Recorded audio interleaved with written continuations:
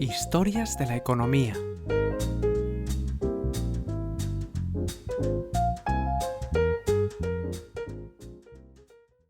Episodio 9, en el que te confirmamos que si eres uno de esos que todavía tienen pesetas guardadas bajo el colchón, no podrás volver a cambiarlas por dinero de verdad nunca más.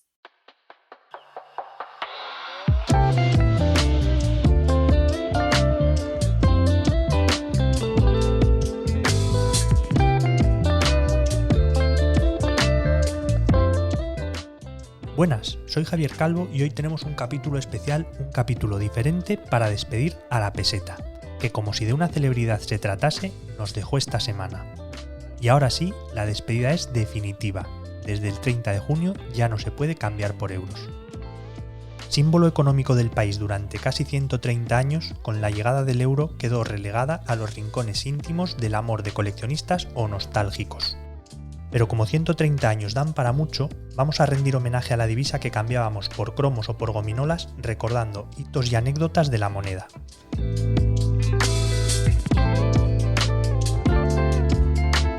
Contamos para ello con la memoria y la documentación de Xavier Gil Pecharromán, jefe de normas y tributos del Economista. Muy buenos días, Xavi, ¿qué tal? ¿Cómo estás? Muy buenos días. Pues no solamente se compraban gominolas, la peseta era la moneda, pues la unidad de moneda del sistema español y por lo tanto necesitábamos esa moneda pues para comprar vivienda, para comprar empresas, para exportar, para importar y absolutamente para todo.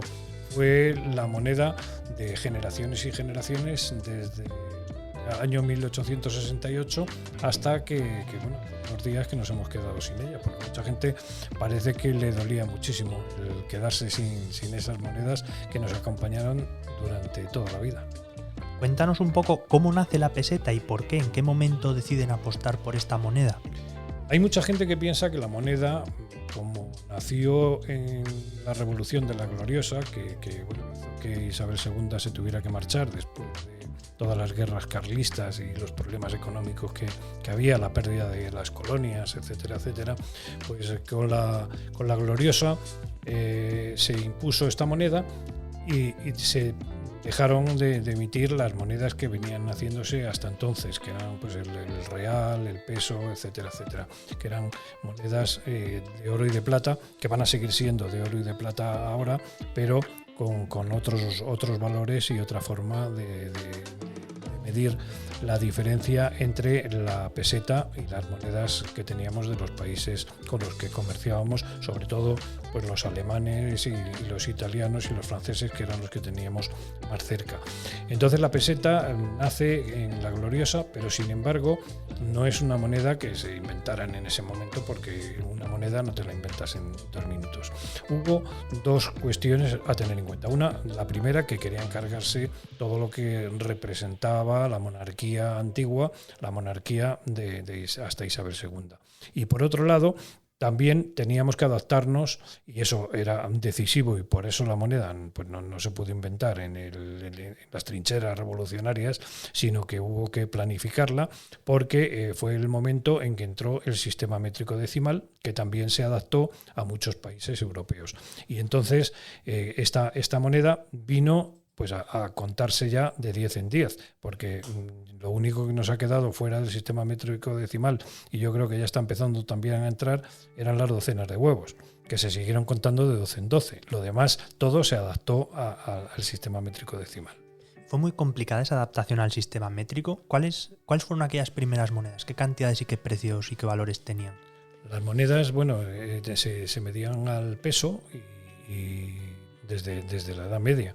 Entonces tenían un valor aquí que era pues el de la moneda, el que venía en la propia moneda, ¿no?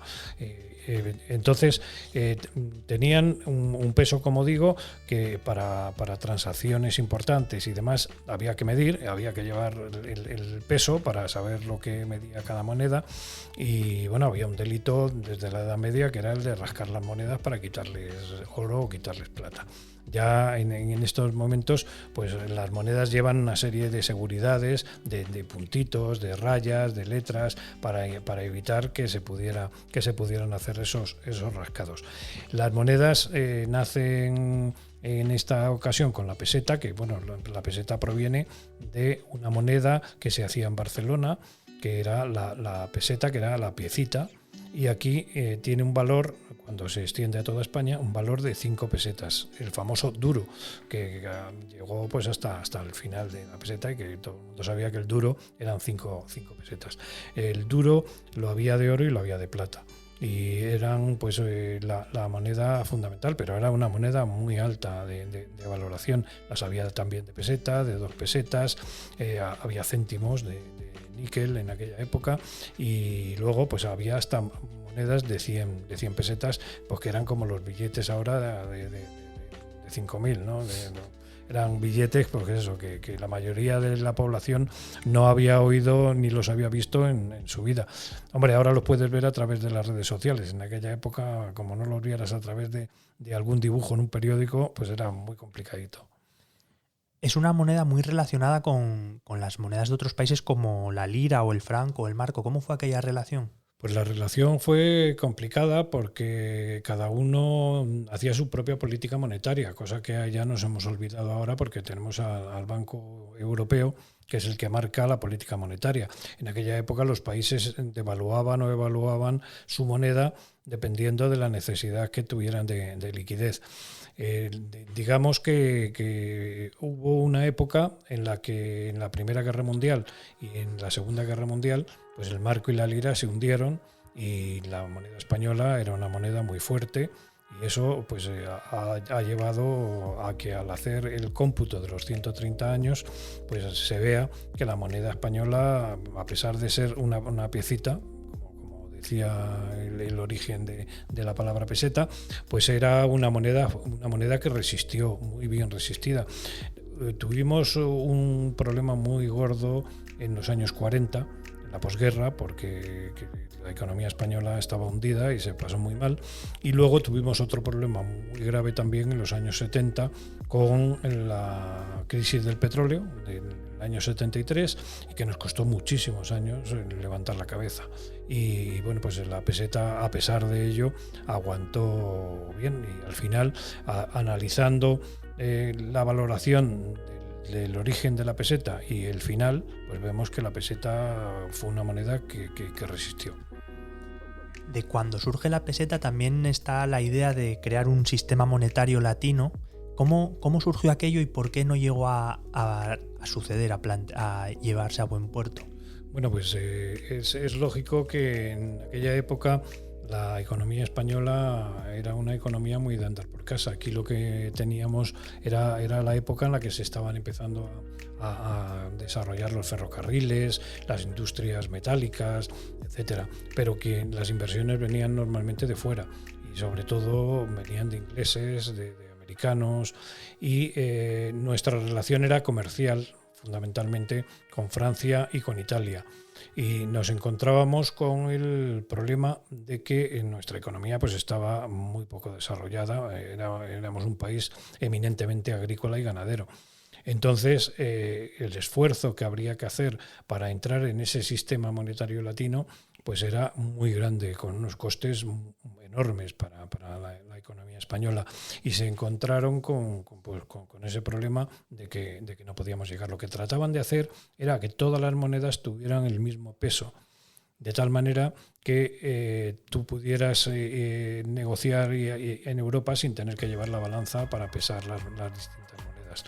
España no pudo hacerlo, pero es que además de eso era la mentalidad de la época, después de todas las guerras que habíamos tenido, carlistas, la invasión de Napoleón, etcétera, etcétera, nos llevan a construir, por ejemplo, el tren de vía estrecha para que no pudieran entrar las tropas francesas y invadirnos en España. Entonces hay una diferencia que hasta que no llega el AVE, estamos hablando ya de los años 90 en España, se sigue manteniendo ese ancho de vía distinto del resto de Europa. O sea que nos ha quedado esa precaución de que no nos invadieran, nos ha hecho pues retrasar bastante el comercio.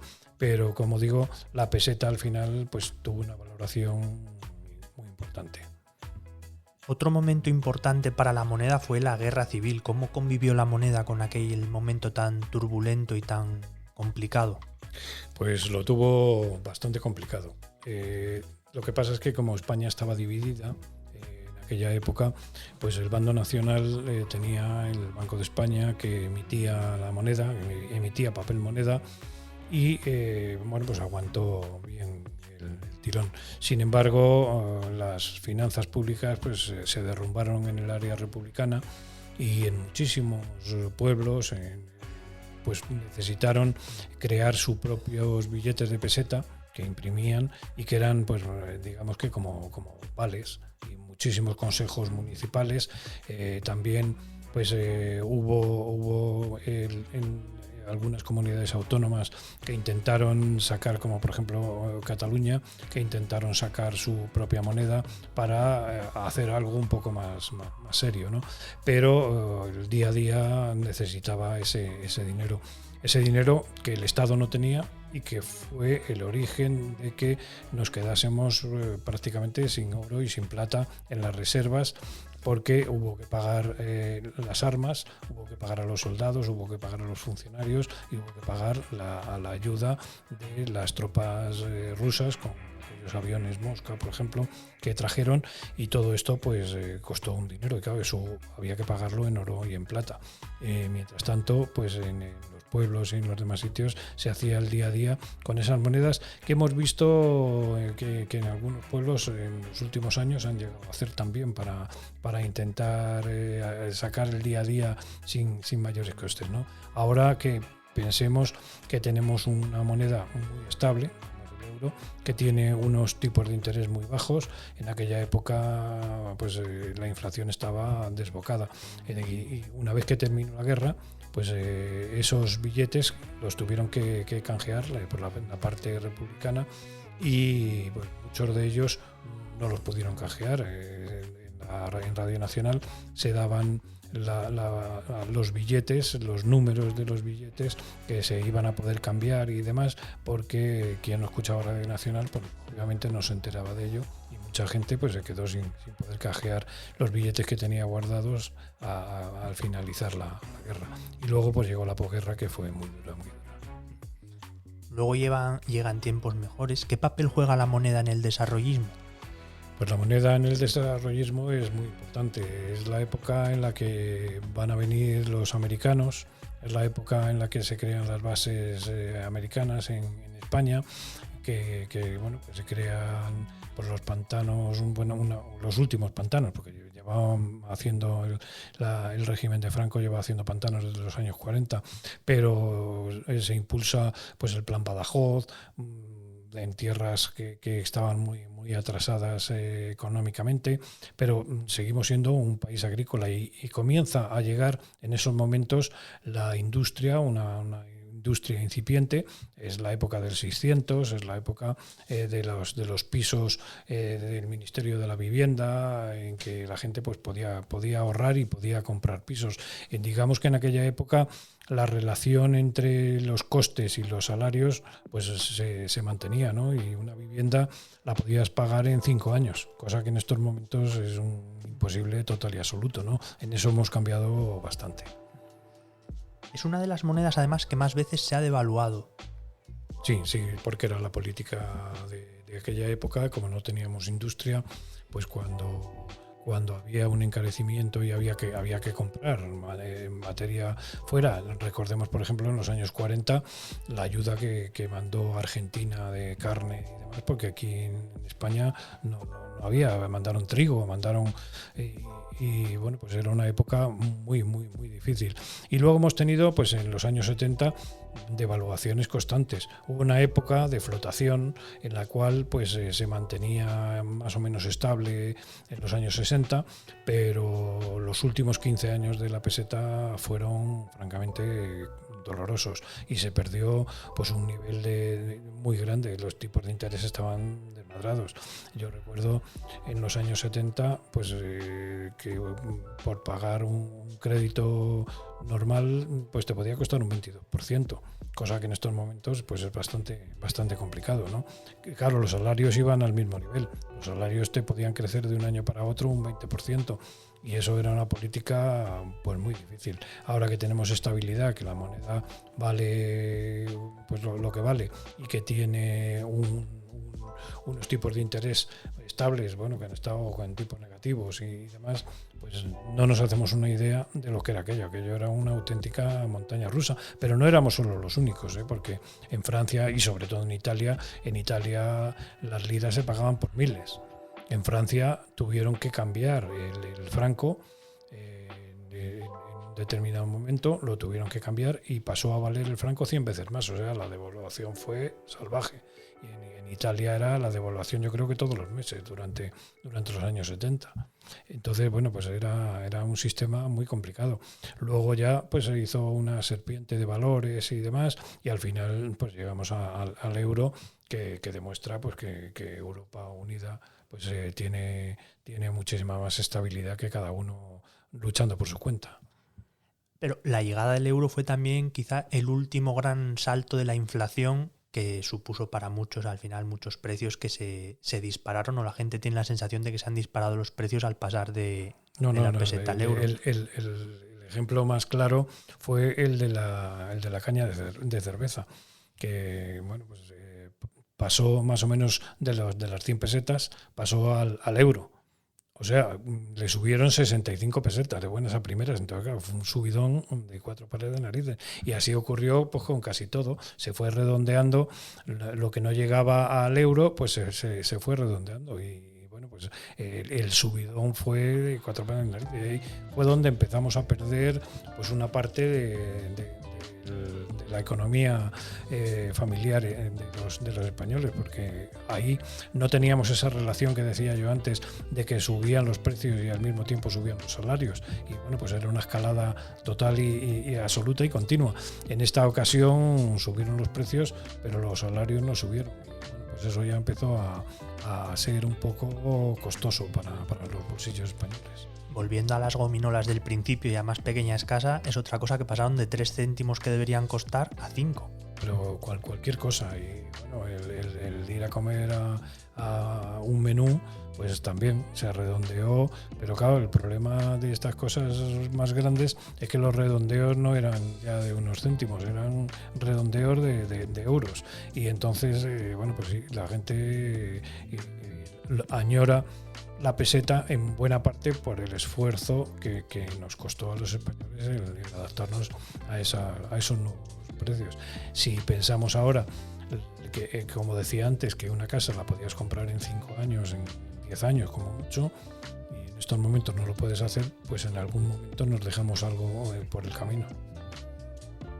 Por recordar esos últimos momentos de la peseta, ¿tú recuerdas qué es lo último que compraste en pesetas? Pues lo último que yo compré en pesetas yo creo que fue unas ruedas del coche.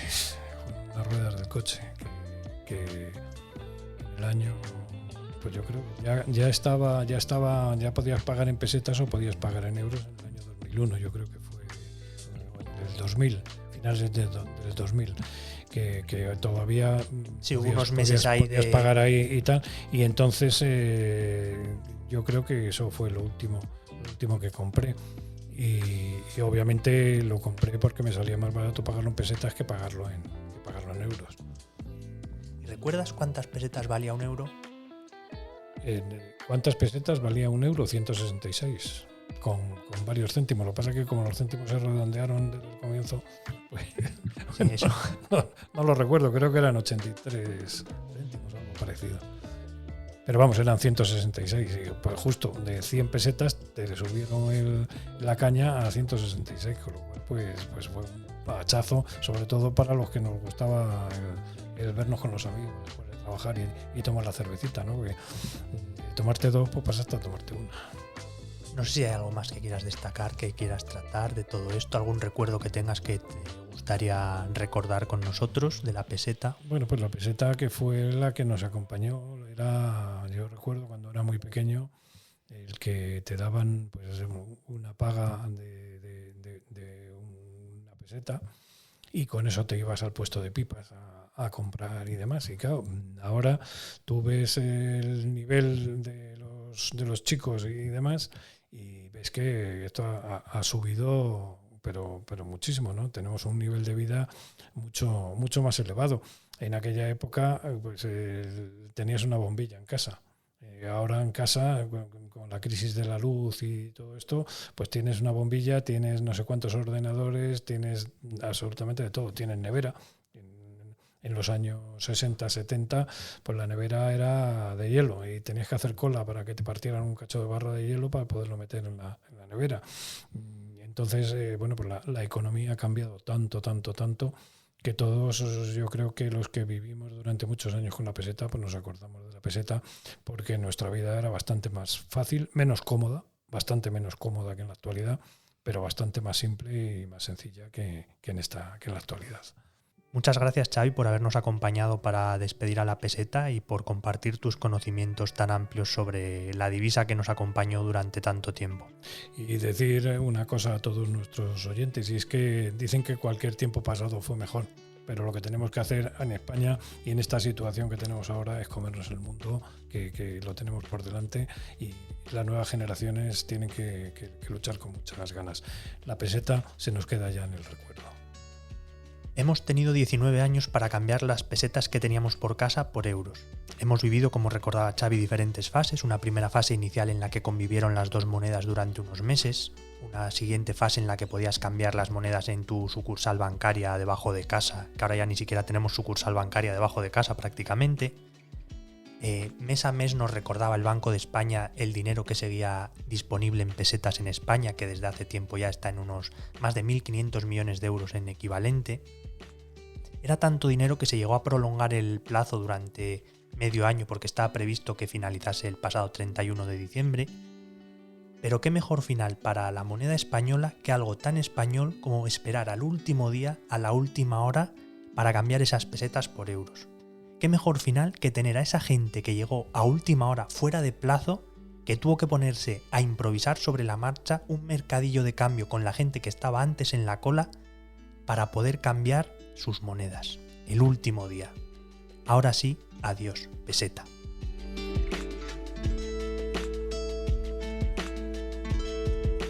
Este capítulo ha contado con Remo Vicario a los mandos de la técnica y no hubiera sido posible sin la colaboración de Patricia Adler.